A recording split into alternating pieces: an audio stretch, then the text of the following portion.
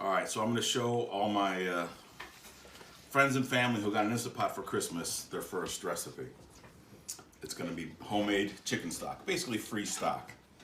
All right, Elle, come over here. Ellie is the filmer. First, you put a bunch of vegetables, just scraps that you might have around, like tops of parsley and celery, pieces of onions and garlic. Make sure you leave the what is this called, Ellie? Skin on. It gives it good flavor and color. So you're gonna put that in there and you're gonna fill it up to 1/2 with cold water.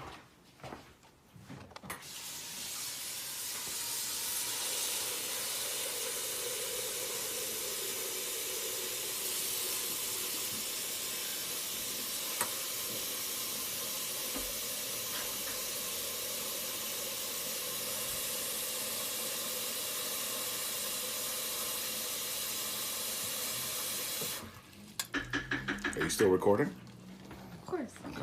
All right, come over here, Ellie. Now, come look at this, Ellie. Press it on saute. That just turns the heat on. So while you're doing the rest of it, you can have it on saute while it heats up. Also, we'll add a few peppercorns.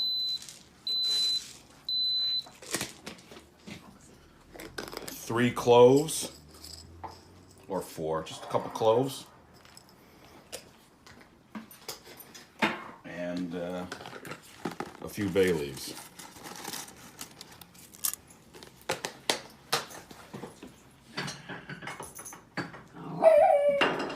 And a couple pinches of salt.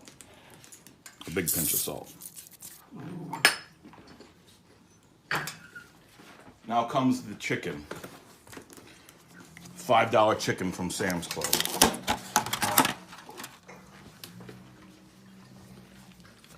I like to work with gloves when I do chickens. No, Ellie, this is very casual, Elle. You can ask questions. How big is your Instant Pot? I know there's different sizes. I don't know. Oh, like 6 quarts? 6 quarts, yes. 6 quarts. All right, so now we're gonna break down our chicken and we'll have basically free stock because you're making stock out of the chicken bones. So save all the meat, and then you put everything else, including the skin and everything, into the Instant Pot.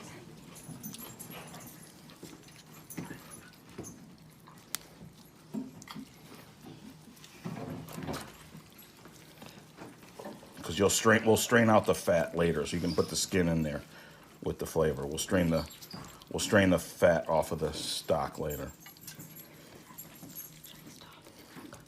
No, here I'll just show. I'm gonna just peel half the chicken and then you can stop it. Okay.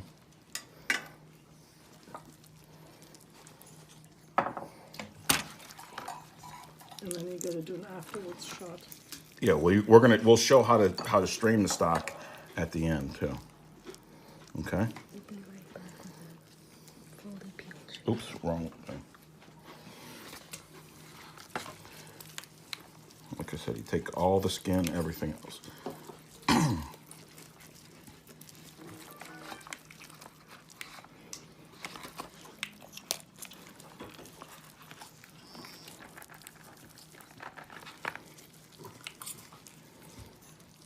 This little bone always gets me. This little bone right here. People forget about it. All right. Pause it now. We'll come back with a fully broken down chicken. All right. We have all the chicken bones in there, and we're gonna put some more water in there now. Pam. Yeah. We're recording. Now we're gonna take the bottom with all that good flavor. We're gonna put some warm water in here, and then fill this up to the 2/3 line.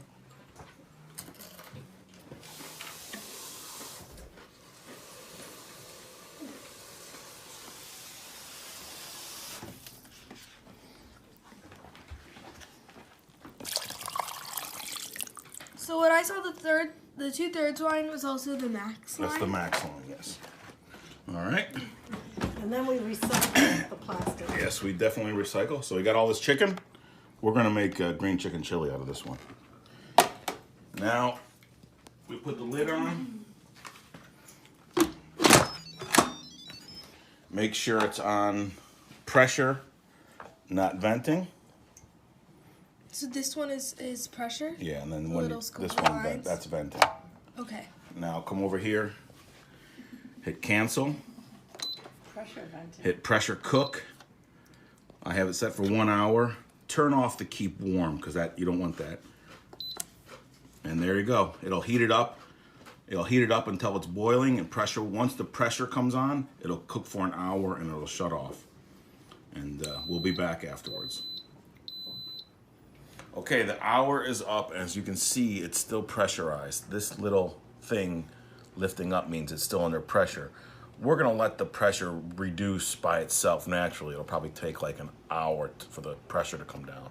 But you can come over here, Al, you can see that it's off. There's no more heat.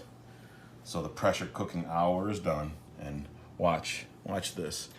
If you don't wanna wait, you can do this, but I just wait. You can turn it to vent and it'll vent the pressure off.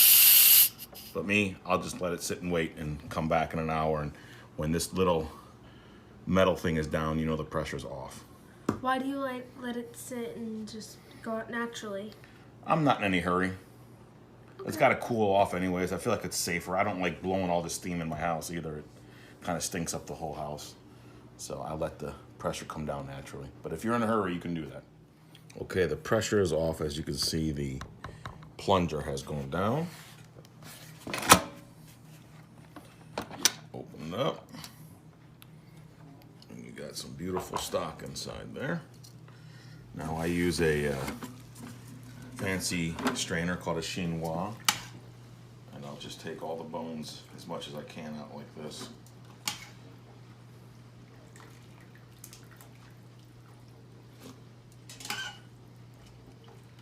You can see, look at how after 1 hour of cooking, everything has been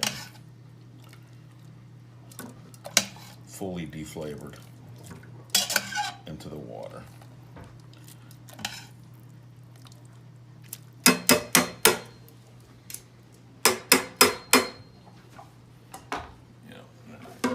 After strain it, I just throw it into a bag, and then I'll do the same with the rest.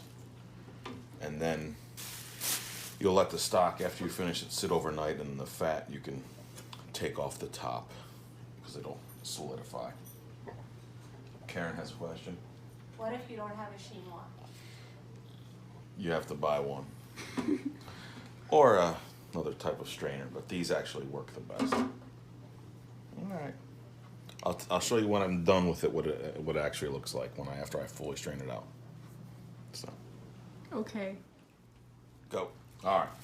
So there it is. There's the rest of the stuff. I just poured it in there, and that's it. Look at this beautiful stock. And it's basically free since I'm going to use the chicken as well.